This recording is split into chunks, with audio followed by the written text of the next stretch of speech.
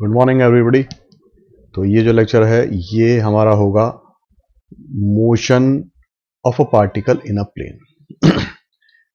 तो चलिए बिना कोई भूमिका बनाए डायरेक्ट इसके बारे में हम बात करते हैं और देखते हैं ये किस तरीके से चीजें होती हैं। चलिए, तो सबसे पहले मैं बात करूंगा velocity and acceleration parallel to the coordinate axis, यानी निर्देशाक्षों के समानांतर वेग व त्वरण किस तरीके से ज्ञात करते हैं। क्या उसको हम मतलब वेलोसिटी उसकी या उसका जो वेग है वो किसी भी दिशा में हो सकता है, किसी भी दिशा में पार्टिकल मूव कर सकता है, लेकिन उसका जो उसके जो एक्सेलरेशन होगा, उसका जो वेलोसिटी कंपोनेंट होंगे जो कि अलग अलग अक्षों के समानांतर होंगे, वो किस तरीके से हम निकालेंगे। तो मान लेते हैं ये फिगर मैंने बना रखा है यहाँ पर। तो ये मैं मानता हूं कि कोई कण है जो एक समतल में चल रहा है और मैंने निर्देशाक्ष बना लिए O से X एक्स एक्सिस और O से Y वाई एक्सिस। ठीक है, अब वो कण जो है वो A से लेकर एक कर्व पर चल रहा है, P से होते हुए Q पे होते हुए और भी आगे चलेगा।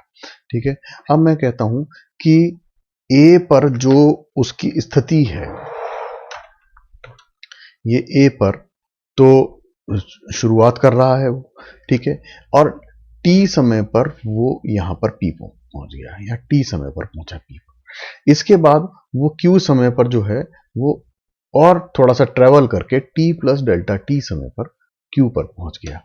ठीक है, अब P पर इसके निर्देशांक जो हैं वो एक्स वाई हैं और Q पर इसके निर्देशांक x plus delta x y plus delta y हैं। यहां से यहां तक जो कर्व के अनुरूप वो चला, उस कर्व के अनुरूप चलने पर उसने डिस्टेंस ट्रेवल किया, वो है डेल्टा एस। डेल्टा एस जो है वो ये कर्व पे चल रहा है एक्चुअली। ठीक है, मैं P से Q मिला रहा हूं और मैं कहता हूं कि यदि P और Q बहुत ज्यादा पास में है, बिल्कुल पास में है, अगर लिमिटिंग केस लेता हूं तो ऐसे केस में डेल्टा एस को मैं P से Q मिलाने वाली जो रेखा है या ये जो चाप है जिसके जिसके जिससे मैं इसको P और Q को आपस में मिला रहा हूं, उसके बराबर हो जाएगा। ठीक है, तो ये मेरा एक फिगर है मोटा मोटा। Q से मैंने एक्स एक्सिस पर लंब डाला और उसको मैंने ये इस बिंदु को जहां पर वो एक्स एक्सिस पर मिलता है उसको M कहा, और इसके ऊपर मैंने P से लंब डाला और उसको मैंने N कहा, P से एक्स एक्सिस पर लंब डाला उसको मैंने L कहा। ठीक है, इतनी बात क्लियर हो गई। नाउ मैं कहता हूं यदि T समय पर जो कण का वेग है, T समय पर यदि V है तो V क्या होगा? V हमेशा होगा limit delta x by delta T, या यहां पर डेल्टा एक्स डिस्टेंस ट्रेवल कितना है, डेल्टा एस। ठीक है, यानी जीवा पी क्यू, नेचुरली पी से लेकर क्यू तक की जो चाप है या जीवा है उसके बराबर होगा ना। तो ये क्या होगा, जीवा पी क्यू के बराबर। तो ये P Q by delta t time में तो ट्रेवल किया उसने, और delta t is tending to zero, यही लिमिटिंग केस होगा।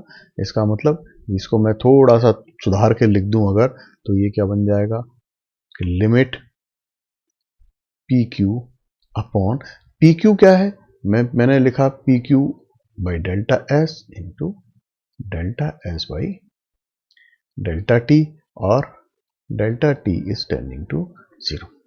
ठीक है, s delta t is tending to zero, तो देखिए इससे इस तक जो डिस्टेंस ट्रेवल करने में जो समय लगा, यदि वो टेंडिंग टू जीरो होगा, इसका मतलब डिस्टेंस भी टेंडिंग टू जीरो होगा, इसका मतलब delta s is also tending to zero हो जाएगा मेरे पास। ठीक है, तो ऐसे केस में जो ये वाला हिस्सा है, दो लिमिट्स हुई ना, एक तो लिमिट इसकी और एक लिमिट इसकी। ठीक है, तो ये हिस्सा है ये वन हो जाएगा क्योंकि ये बराबर हो जाएंगे लगभग, क्योंकि इतने नजदीक आ जाएंगे कि उनके बीच में डिफरेंस ही नहीं रहेगा कि कौन सा चाप है और कौन सा आर्क है। ठीक है ना, तो ये तो वन हो जाएगा, ये जो चीज है ये तो हो जाएगी वन के बराबर, और ये जो है ये किस में बदल जाएगा, ये मेरा बदल जाएगा D S by d T में। ठीक है, तो ये पहली बात है जो मुझे ध्यान रखनी है, यानी मेरी वेलोसिटी जो है वो ds बाई dt होगी। ठीक, चलिए अब मैं कंपोनेंट ऑफ वेलोसिटी की बात करता हूं, यानी एक्स दिशा में कैसे होगा या वाई दिशा में किस तरीके से चीजें बदलेंगी। भाई देखिए, मैं बात कर रहा हूं वेग के घटक कंपोनेंट, यानी एक्स दिशा में क्या होगा। एक्स दिशा में क्या हो रहा है कि P जो Q तक जब पहुंच रहा है तो वो P से लेकर, अगर मैं ये कहूं कि इसका एक प्रक्षेप है, इसकी जो छाया है, अगर मैं कहूं कि सूरज यहां पर है बिल्कुल, ठीक है, और वो इस पर प्रकाश डाल रहा है, तो क्या होगा, P बिंदु यहां पर दिखाई देगा हमें तल में, और डेल्टा T समय बाद वो यहां पर दिखाई देगा। ठीक है, तो यहां पर इसके कोऑर्डिनेट क्या थे, x थे, और यहां पर क्या है, x प्लस डेल्टा x है। ठीक है, तो यानी कुल दूरी कितनी तय करी उसने, डेल्टा x, कितने समय में तय करी, डेल्टा t। ठीक, तो इसका मतलब अगर मैं ये कहूं कि x दिशा में वो कितना चला, इसके बारे में बात कर रहा हूं मैं, तो x दिशा में चलना कितना हो गया, वो delta x by delta t, और होगा वही limiting case, limit delta t is tending to 0। इसका मतलब ये क्या बन जाएगा, dx by dt। Is that okay. ठीक, इसी तरीके से y डायरेक्शन की अगर मैं बात करूं तो होगा क्या कि इस इस ये इसको मैं प्लेन की तरह मान लूं, मैं इसको, ये देखिए, इसको मैं प्लेन की तरह मान लूं, है ना, इसको यूं मान लीजिए आप। अब ये कहिए कि अब जो सन रेज हैं वो यूं चल रही हैं, सॉरी ये थोड़ा सा टेढ़ा बन गया, ये इस दिशा में चल रही हैं, तो इस दिशा में है, तो इसका मतलब P का जो प्रक्षेप है वो कहां आएगा, N पे, Q तो Q पर ही पहुंच गए हैं। तो इसका मतलब अब क्या हो रहा है कि डेल्टा वाई, ये डिस्टेंस कितना है, Q तो क्या है, Q के कोऑर्डिनेट है y प्लस डेल्टा वाई, और P का ये वाला जो कोऑर्डिनेट है, यानी M से लेकर N तक की जो दूरी है वो क्या है, वो y है, तभी तो ये y प्लस डेल्टा वाई बनी। तो इसका मतलब N से लेकर Q तक जो डिस्टेंस तय किया, जो कि उसने डेल्टा t समय में तय किया, वो डिस्टेंस कितना है, वो डिस्टेंस हमारा है डेल्टा वाई। तो इसका मतलब अगर मैं एक्स वाई डायरेक्शन में निकालना चाहूं तो वो क्या हो जाएगा, limit delta t tending to 0 delta y by delta t, इसका मतलब dy बाई dt। ठीक है, इसमें कोई तकलीफ नहीं होनी चाहिए समझने में। इसी तरीके से मैं आगे बात करता हूं, मैं जब x डायरेक्शन में कंपोनेंट आ गया, y डायरेक्शन में कंपोनेंट आ गया, मैं कहता हूं कि भाई इसका परिणाम ही क्या होगा, x डायरेक्शन का कंपोनेंट प्लस y डायरेक्शन का कंपोनेंट, तो इसका परिणाम ही क्या होगा, हमेशा v square is equal to v x square plus, sorry, v y square, यही होगा है, और वी एक्स स्क्वायर क्या है, d x by d t, इसका square, plus v y square क्या है, d y by d t, इसका स्क्वायर। ठीक है, तो ये हमको ध्यान रखना है, यानी एक्चुअल में हुआ क्या अब कि ये वी एक्स डायरेक्शन में चला और ये ऊपर ये वी वाई डायरेक्शन हुआ, तो इसका परिणाम ही यहां कहीं आया v, जो कि इससे थीटा एंगल बना रहा है, या कोई कोई एक एंगल बना रहा है। ठीक है, तो ऐसे केस में हम अगर उस एंगल को भी ज्ञात करना चाहते हैं तो टेंजेंट थीटा क्या होगा, वो हमेशा होगा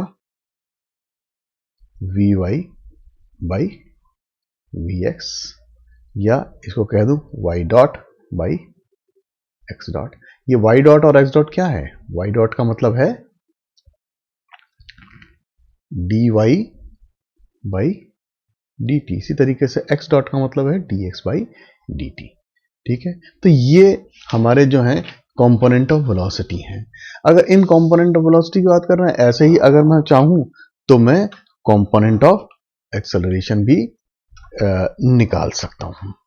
तो सबसे पहले तो हम ये कोशिश करें कि ये जो जितना मैंने लिखा है बोर्ड पे वो थोड़ा साफ हो, तो राइट नाउ अब मैं बात करता हूं कंपोनेंट ऑफ एक्सेलरेशन की। तो कंपोनेंट ऑफ एक्सेलरेशन भी एग्जैक्टली यही चीज होगी। अगर मैं एक्स दिशा में त्वरण में जो चेंज आ रहा है वो क्या चेंज आ रहा है इसकी बात कर रहा हूं, तो एफ फंक्शन ऑफ ये एफ ये not, it is not function, ये मतलब एक्सेलरेशन को हम एफ से डिनोट करते हैं, तो इसलिए एफ एक्स लिखा है। एक्स डायरेक्शन के अंदर हम त्वरण निकालना चाह रहे हैं, तो ये क्या होगा, एक्स डायरेक्शन में जो चेंज आ रहा है, ठीक है ना, इसका मतलब एक्स डायरेक्शन में जो चेंज आ रहा है, यानी कि मैं कह रहा हूं कि डेल्टा वी एक्स और बाई डेल्टा टी, और limit delta t is tending to 0, ठीक है, ये चीज निकाल रहा हूं मैं यहाँ पे। तो ये क्लियर कट सीधी सीधी क्या आएगी, ये dv by d T, and और v क्या है, vx क्या है, dx बाई डी टी। इसका मतलब ये फाइनली मेरे पास आने वाली है d2x बाई dt2। और इसको मैंने आगे और भी निकाला था, तो हम इसको x डबल डॉट से भी डिनोट कर देते हैं।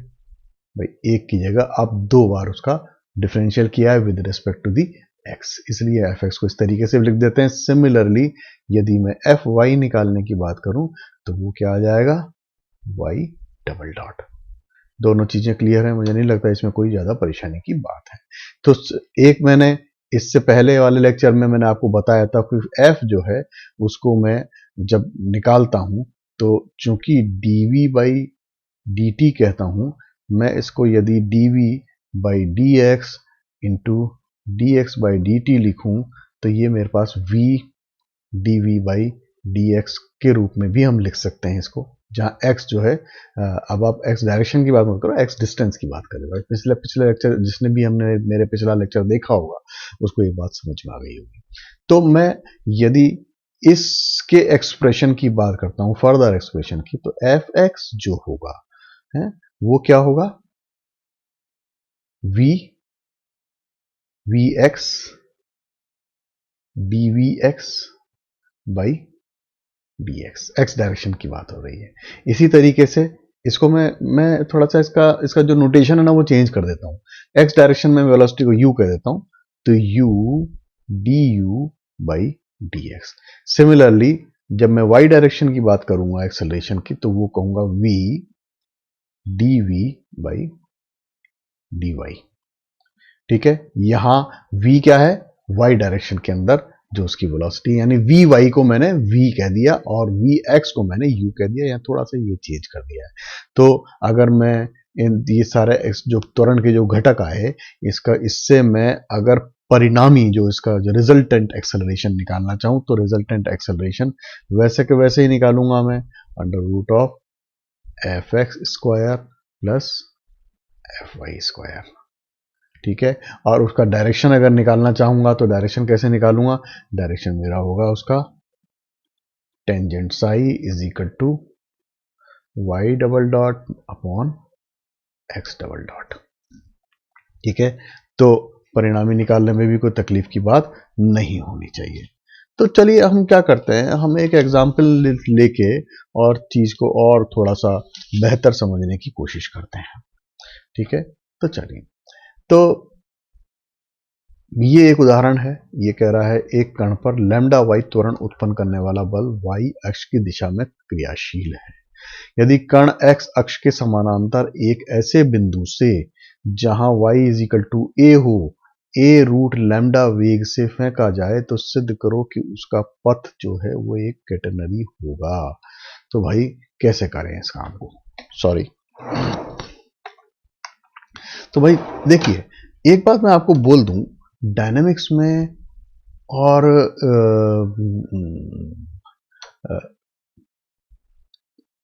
मैंने तो खैर हमेशा ही मैथमेटिक्स इस तरीके से पढ़ी है कि मैं कोशिश करता हूँ फिगर बनाने की। हालांकि इसमें फिगर जैसी कोई खास बात नहीं है, पर फिर भी अपन एक ट्राई करते हैं। एक कण है, इस कण पे मैं कह रहा हूं कि लैम्डा वाई त्वरण उत्पन्न करने वाला बल है, जो वो इस डायरेक्शन में लग रहा है, ठीक है। ये डायरेक्शन आ गया ये इस कण पे, है ना। तो ये जो बल है ये क्या है, लैम्डा वाई तो त्वरण है ये, है ना, और ये कोई बल लग रहा है इसके ऊपर, ठीक है। यदि कण एक्स अक्ष के समानांतर ऐसे बिंदु से जहां y इज इक्वल टू ए हो, यानी अभी क्या है, इस p जो है ना, इस p के कोऑर्डिनेट जो हैं उसके अंदर x कोऑर्डिनेट कुछ भी हो, लेकिन y कोऑर्डिनेट a है। यानी कि एक्चुअल में अगर मैं ये और ये इस तरीके से एक्सिस बना दूं, वो मैं थोड़ा बहुत बुरी ड्राइंग बनाता हूं, तो ये जो कण है ये P के जो कोऑर्डिनेट हैं उसमें y इज इक्वल टू ए है। अब ये कह रहा है कि ऐसे बिंदु से जहां y इज इक्वल टू ए हो, इसको x अक्ष के समानांतर फेंका जा रहा है, यानी उसको इस तरफ को फेंका जा रहा है x अक्ष के समानांतर। तो ये फेंका जा रहा है a रूट लैम्डा वेग से, तो ये वेलोसिटी है u, x अक्ष के समानांतर वाला इसका वेग है। तो हमें ये प्रूव करना है कि उसका पथ जो होगा कट में होगा, यानी अब हो क्या रहा है, ध्यान से देखिए, फेंका उसको x अक्ष के समानांतर है इस बिंदु से, और वो उसके ऊपर बल जो लगाया गया है वो ऊपर की तरफ लगाया गया है। ठीक है, तो अब कैसे काम होगा भैया देखें। तो चलिए, तो सबसे पहली बात d2x बाई dt2 ये क्या होना चाहिए, 0, क्योंकि वेग x दिशा में बस एक वेग लगा दिया है और उसको उसके बारे में कुछ भी बात नहीं कही है, तो उसमें कोई चेंज भी नहीं आ रहा है। तो वो जो उसमें इस डायरेक्शन में लगने वाला, x डायरेक्शन में लगने वाला जो एक्सेलरेशन है वो 0 है। ठीक है, लेकिन d2y बाई dt2 ये कुछ है भाई, ये एक्सेलरेशन है, ये क्या दिया हुआ है मेरे को, ये लैम्डा वाई दिया हुआ है। ठीक है, अब मैं क्या करता हूं, इसके दोनों तरफ जो है ना, मैं इसको इस जो मेरे पास इक्वेशन है काम की, उसको मैं सॉल्व करने की कोशिश करता हूं। तो मैंने क्या करा, इसको 2dy बाई dt से इसको मल्टीप्लाई कर दिया, इधर d2y by dt2 is equal to lambda y और dy बाई dt2, इससे मल्टीप्लाई किया था, तो इधर राइट हैंड साइड में भी मल्टीप्लाई कर दिया दोनों तरफ। तो भाई इसको मैं अब आगे और सॉल्व करूंगा, तो ये क्या हो जाएगा, dy बाई dt का स्क्वायर, इसको इंटीग्रेट अगर करूंगा तो, ठीक है, और यहां क्या आ जाएगा 2 लैम्डा और इंट का इंटीग्रल y dy। ठीक है, तो y dy इसका मतलब हो गया 2 लैम्डा, ये हो गया वाई स्क्वायर अपॉन 2, 2 से 2 कैंसिल हो जाएगा, प्लस कांस्टेंट ऑफ इंटीग्रेशन। ठीक, और लेफ्ट हैंड साइड में क्या हो जाएगा, dy बाई dt का स्क्वायर है। ठीक, अब मैं एक इनिशियल कंडीशन अप्लाई करता हूं जिससे मैं एक कांस्टेंट की वैल्यू निकाल सकूं। तो मैंने क्या करा, इनिशियल कंडीशन अप्लाई करी। इनिशियल कंडीशन क्या है, वो ये कह रही है कि y is equal to a पर, y is equal to a पर जो dy बाई dt है वो 0 है। ठीक है, यानी अभी जो शुरुआत है ना, उसमें x जो भी है x अक्ष के समानांतर गति से फेंका गया है भैया। यहाँ पे y अक्ष के समानांतर तो कुछ भी नहीं है, इसका मतलब जो शुरुआती कंडीशन है वो y is equal to a पर dx by dt is equal to 0 है, और वो मैं यहाँ पर अप्लाई करता हूँ। तो यहाँ ध्यान से देखिए, y is equal to a पर, तो यहाँ पर तो क्या आ गया, क्या आ जाएगा, lambda a square plus c, और ये साइड में 0 हो जाएगा। इसका मतलब c की वैल्यू क्या आ गई, माइनस लैम्डा ए स्क्वायर। ठीक है, तो इससे मेरे पास जो गति आई वो आई dy बाई dt का square is equal to lambda y square minus lambda a square, तो lambda y square minus a square, ये चीज बनी मेरे पास। ठीक है, यानी कि dy बाई dt अगर मैं निकालता हूं तो वो क्या बनी, अंडर रूट लैम्डा और under root y square minus a square. अभी एक हिस्सा आया है मेरे पास, dy बाई dt आया है भाई। ठीक है, लेकिन मुझे तो क्या है, पथ निकालना है उसका। ठीक है, जब पथ निकालना है तो मुझे y x भी तो निकालना पड़ेगा, क्योंकि x और y दोनों निकाले बिना मैं उसका पथ नहीं निकाल सकता। तो ऐसे में क्या करता हूं, इरेजर लें, कुछ हिस्से को मिटाएं वरना काम नहीं चलेगा अपना। तो भाई सीधी सी बात है, अभी तक हमने y के बारे में बात करी, जो y, अब मैं दूसरी इक्वेशन लूंगा। दूसरी इक्वेशन मेरी क्या है, d2x by dt2 is equal to 0। इसका मतलब अब उसकी सहायता से मैं एक्स डायरेक्शन की भी बात कर पाऊंगा, क्योंकि वाई और एक्स दोनों होने पर ही मैं पथ निकाल सकता हूं। तो चलिए निकालते हैं अपन उसको।